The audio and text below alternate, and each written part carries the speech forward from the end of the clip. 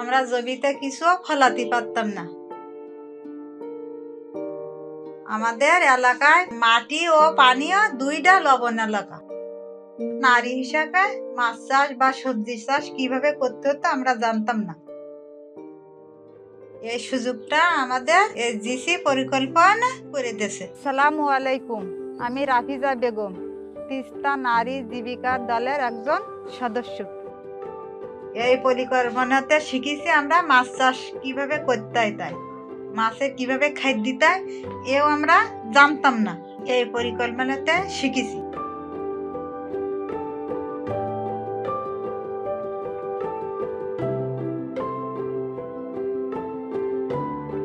পুকুর পাড়ে সবজি লাগাই। আরো শিখেছি কিভাবে সবজি চাষ করতে হয়, কিভাবে জৈব সার দিতে হয়। আবার এই নিম পাতা দিয়ে এন্ডিল তৈরি করেছি।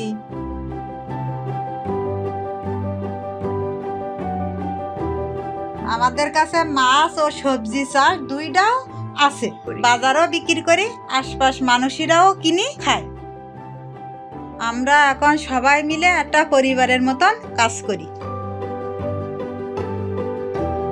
এর মাধ্যমে আমাদের জীবন অনেক পরিবর্তন হয়েছে। আমরা এখন নিজের পায়ে দাঁড়াইছি। এই সফলতা এনে দিয়েছে এই পরিকল্পনা।